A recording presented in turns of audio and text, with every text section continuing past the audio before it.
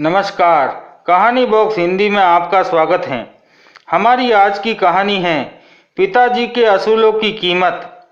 पिताजी ने मेरे लिए किया ही क्या है। पार्क में सैर करते हुए रमाकांत जी के कानों में अनायास ही बेटे द्वारा कहे गए ये शब्द गूंज रहे थे। उनके दिमाग में केवल एक ही विचार था, आखिर क्या कमी छोड़ दी हमने अपनी परवरिश में, अपने प्यार में, जो हमारे बेटे ने अपने मुंह से ये सब निकाल दिए। एक ही पल में उसने अपने बचपन की सारी मीठी यादों को चकनाचूर कर दिया, जिन्हें याद करके हम आज तक खुश हुआ करते थे। अरे, मैं तो गर्व कर रहा था अपने आप पर कि मैंने अपने बेटे को पढ़ा लिखा कर इस काबिल बनाया है कि वह आज इतनी बड़ी कंपनी में मैनेजर हैं। मुझे याद है कि उसके बचपन की वे दिन जब उसकी माँ उसके स्कूल जाने के लिए उसे प्यार से उठाती थी, रसोई में खाना बनाती थी और टिफिन पैक करती थी। हमारा बेटा लेट ना हो जाए, इसलिए मैं खुद अपने हाथों से एक एक निवाला खिलाता था। कितनी मिन्नतें करके तरह तरह के बहलावे देकर उसे खाना खिलाया करता था, और जब वह खाना खा लेता था तब मैं अपनी जीत की खुशी में कितना मुस्कुराया करता था, कितना प्यार लुटाता था हमने अपने बेटे पर। लेकिन केवल एक वाक्य के साथ उसने एक ही पल में सब कुछ खत्म कर दिया। पार्क से घर तक के रास्ते में ये सारी बातें सोचते सोचते रमाकांत जी कब घर पहुंच गए उन्हें पता ही ना चला।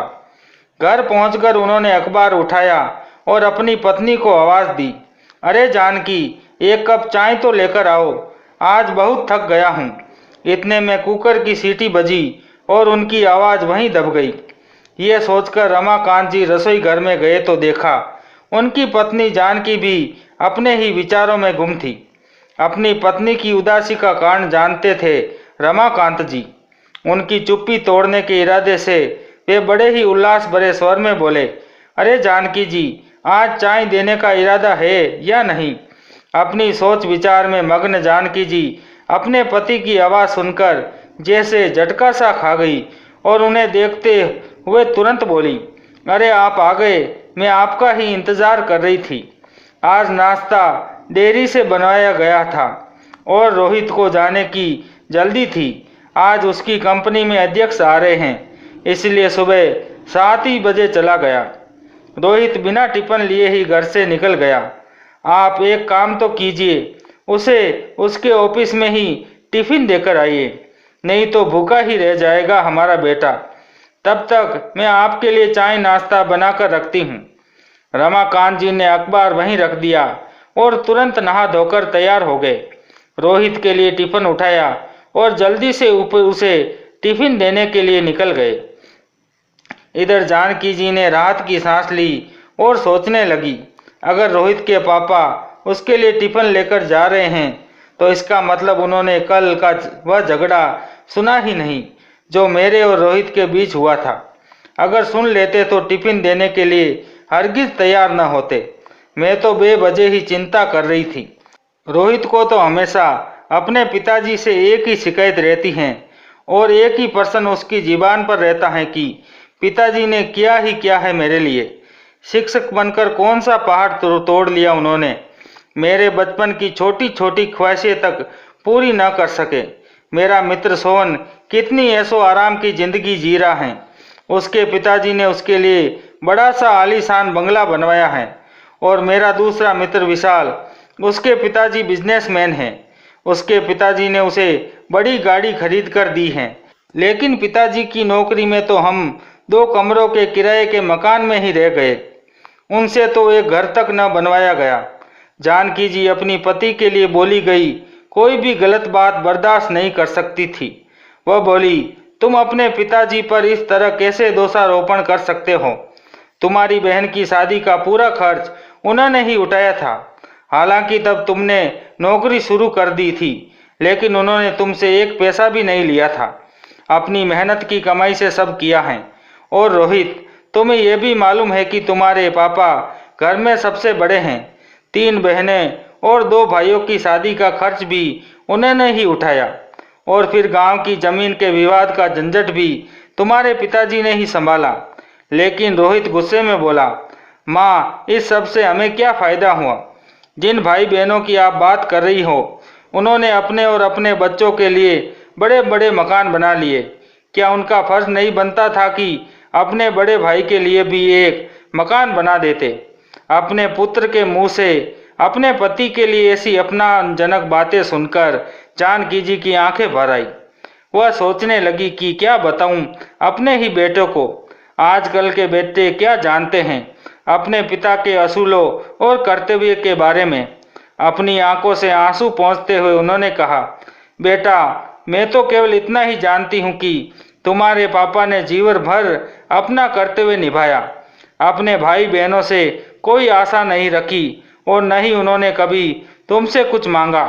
इस पर रोहित ने तुनकते हुए कहा, ठीक है, पापा ने जो किया सो किया, लेकिन कम से कम जब हजारों बच्चों को ट्यूशन पढ़ाते थे तो उनसे फीस भी तो ले सकते थे।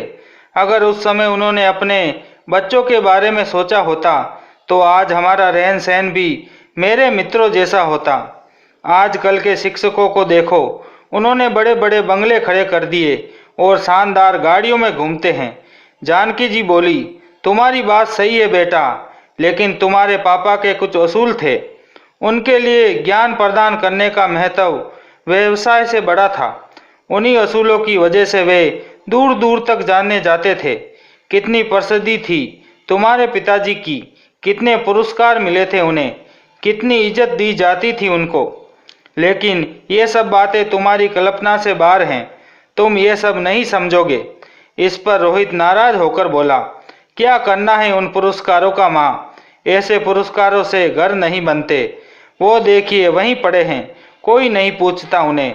और जिस इज्जत की बात कर रही हैं, क्या वह इज्जत हमें मकान बनाकर देगी? इतने में दरवाजे पर दस्तक हुई।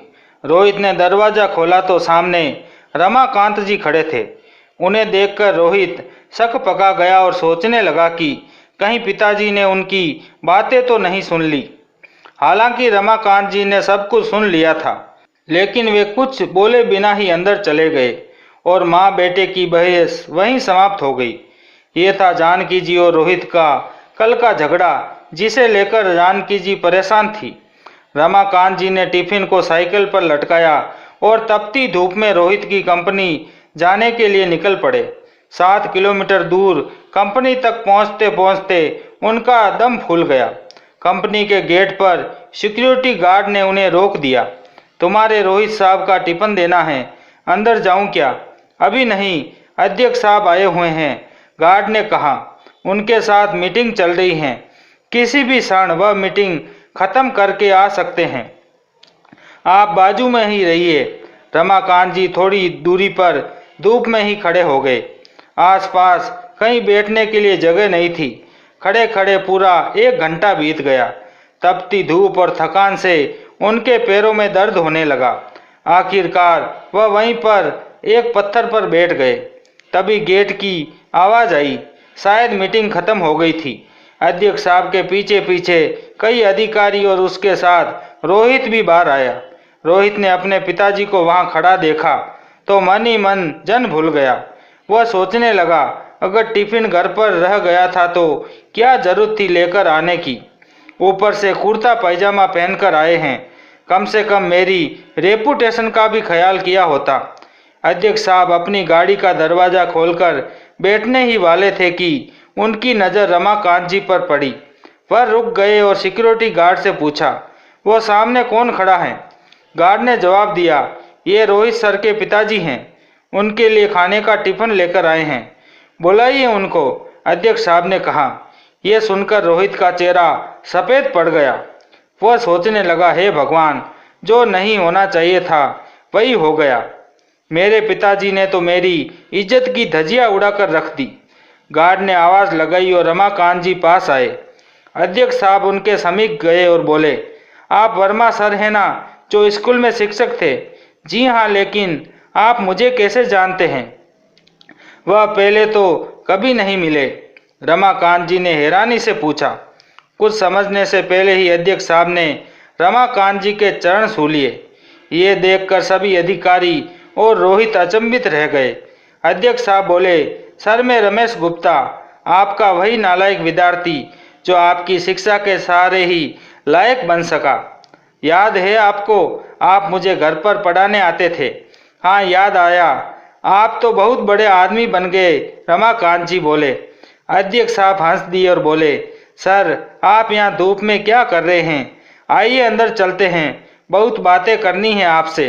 सिक्योरिटी, तुमने इन्हें अंदर क्यों नहीं बिठाया? गार्ड ने शर्म से सिर झुका लिया। अध्यक्ष साहब ने रमाकांत जी का हाथ पकड़कर कहा, आइए सर, कृपया मुझे शर्मिंदा ना करें। ये सब देखकर रोहित की हैरानी का ठिकाना ना रहा। अध्यक्ष साहब रमाकांत जी का हाथ अपने हाथ में लेकर उन्हें अपने आलीशान चैम्बर में ले गए। उन्होंने कहा, बैठिए सर। अपनी कुर्सी रमाकांत जी की ओर बढ़ाते हुए बोले, ये कुर्सी आपकी है। नहीं नहीं, ये कुर्सी आपकी है, रमाकांत जी ने संकुचाते हुए कहा। सर, ये कुर्सी मुझे आपके कारण ही मिली है, तो पहले हक आपका है। अध्यक्ष साहब ने जबरदस्ती उन्हें अपनी कुर्सी पर बिठा दिया। रोहित और अध्यक्ष साहब का असिस्टेंट ये दृश्य बड़ी हैरानी से देख रहे थे। अध्यक्ष साहब बोले, तुम लोगों को मालूम नहीं होगा, वर्मा सर न होते तो आज ये कंपनी नहीं होती। मैं तो अपने पिताजी की अनाज की दुकान संभाल रहा होता। स्कूल के समय में बहुत ही कमज़ोर विद्यार्थी था। जैसे तैसे मुझे 9वीं कक्षा तक पहुंचाया गया। शहर की सबसे अच्छी क्लास में मेरा एडमिशन हुआ, लेकिन मेरा ध्यान कभी पढ़ाई में नहीं लगा। मैं अमीर जादों की तरह मौज मस्ती और मारपीट करता रहता था। क्लास से बंक मारकर फिल्में देखता था। मेरी माँ को यह सब सहन नहीं हुआ। उन्होंने वर्मा सर से मुझे पढ़ाने की विनती की, लेकिन सर के छोटे से घर में बैठने की जगह नहीं थी। माँ ने उनसे घर आकर पढ़ाने का आग्रह किया। सर ने फीस लेने से मना कर दिया, लेकिन अंततः कई अनुरोध के बाद वे तैयार हो गए। पहले दिन सर आए और मैं हमेशा की तरह शैतानी करने लगा। सर ने मेरी अच्छी तरह धुनाई कर दी। उस धुनाई का असर ऐसा हुआ कि मैं चुपचाप बैठने लगा। पहले ही हफ्ते में पढ़ाई में मेरी रुचि जाग उठी। सर इतने अच्छे से पढ़ाते थे कि गणित, अंग्रेजी और विज्ञान जैसे कठिन विषय मुझे आसान लगने लगे। मुझे पढ़ाई से प्यार हो गया। अगर सर कभी ना आते तो मैं परेशान हो जाता था। 9वीं कक्षा में मैं दूसरे नंबर पर आया। माँ पिताजी को खूब खुशी हुई। मैं तो जैसे हवा में उड़ने लगा था। 10वीं में मैंने सारी क्लासेस छोड़ दी और सिर्फ वर्मा सर से ही पढ़ने लगा। 10वीं में मेरिट में आकर मैंने सबको चौंका दिया। मेरे गुडनेस पर सर, फिर भी आपने सर को फीस नहीं दी? अध्यक्ष के असिस्टेंट ने आश्चर्य से पूछा। मेरे माँ पिताजी के साथ मैं सर के घर पेड़ लेकर गया था और पिताजी ने सर को 1 लाख रुपए का चेक दिया। सर ने वह नहीं लिया। उस समय सर क्या बोले मुझे आज भी याद है। सर बोले, मैंने कुछ भी नहीं किया, आपका बेटा ही बुद्धिमान है। मैंने सिर्फ उसे रास्ता बताया है और मैं ज्ञान बेचता नहीं, मैं वह दान करता हूँ। बाद में सर के मार्गदर्शन में 12वीं में भी मैंने पुणे में मेरिट में स्थान पाया। फिर बीए करने के बाद अमेरिका जाकर एमबीए किया और अपने शहर में ये कंपनी शुरू की। एक पत्थर को तराशकर सर ने हीरा बना दिया और मैंने ही नहीं, सर ने सैकड़ों हीरे बनाए। सर आपको कोटि कोटि प्रणाम। अध्यक्ष साहब ने अपनी आंखों में आए अश्रु रुमाल से पोंछे। परंतु ये बात तो अद्भुत ही है कि बाहर शिक्षा और ज्ञान का बाजार खड़ा है, लेकिन फिर भी सर ने 1 रुपये भी लिए बिना हजारों विद्यार्थी को पढ़ाया। न केवल पढ़ाया बल्कि उनमें पढ़ने की रुचि भी जगाई। ये बात सुनकर रमाकांत वर्मा की तरफ देखकर अध्यक्ष के असिस्टेंट ने कहा, वाकई सर, मान गए आपको और आपके आदर्शों को। अरे मेरे वर्मा सर तो असूलों के बहुत पक्के हैं, पैसों और मान सम्मान के भूखे नहीं। विद्यार्थी का भला हो, यही उनका एकमात्र उद्देश्य है। अध्यक्ष बोले, और ऐसे ही थे मेरे पिताजी भी, असूलों के एकदम पक्के। एक समय भूखे रह लेंगे, लेकिन अनाज में मिलावट करके नहीं बेचेंगे।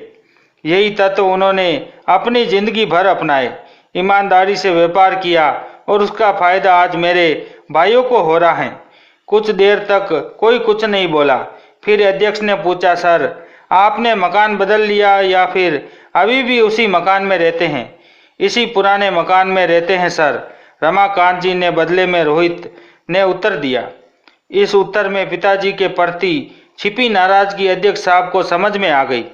आपने जो एहसान मुझ पर किया उसका बदला तो मैं कभी नहीं चुका सकता, लेकिन फिर भी आज मैं आपको गुरु दक्षिणा देना चाहता हूँ। कृपया मना मत कीजिए। इसी शहर में मैंने कुछ फ्लैट खरीदे हैं, उनमें से एक 3 BHK फ्लैट में आपको नाम कर देता हूँ। क्या? रमाकांत जी और रोहित दोनों आश्चर्यचकित होकर बोले, नहीं, इतनी बड़ी गुरु दक्षिणा नहीं चाहिए मुझे, रमाकांत जी आग्रहपूर्वक बोले। अध्यक्ष साहब ने रमाकांत जी के हाथों को अपने हाथ में ले लिया। सर प्लीज मना मत करिए और मुझे माफ़ करें कि कम की अधिकता के कारण मैं गुरु दक्षिणा देने में बहुत देर कर चुका हूँ। उसके बाद अध्यक्ष साहब ने सभी के लिए चाय मंगवाई। रमाकांत जी से देर तक बातें की और उनके चरण स्पर्श करके आदर सहित उन्हें विदा किया। जब रमाकांत जी चले गए तो अध्यक्ष ने रोहित से पूछा, रोहित तुम्हारी शादी हो गई क्या? नहीं सर, पक्की हो गई, लेकिन जब तक रहने के लिए अच्छा घर नहीं मिल जाता तब तक शादी नहीं हो सकती। ऐसा शर्त मेरे ससुर जी ने रखी है। अभी तक शादी की तारीख तय नहीं की, इसलिए हाल भी बुक नहीं किया। अध्यक्ष ने फ़ोन उठाया और किसी से बात करने लगे। समाधानकारी चेहरे से फ़ोन रखकर बोले, अब चिंता की कोई बात नहीं, तुम्हारे मैरिज गार्डन का काम हो गया। हेरिटेज लोन, वह तो बहुत महंगा है। अरे तुझे पैसे कहाँ चुकाने हैं? सर के सारे विद्यार्थी सर के लिए कुछ भी कर सकते हैं। रोहित ने अत्यधिक खुशी के साथ हाथ जोड़कर कहा, बहुत बहुत धन्यवाद सर। धन्यवाद मुझे नहीं, अपने पिताजी को दो। ये सब उनके वसूलों का ही परिणाम है।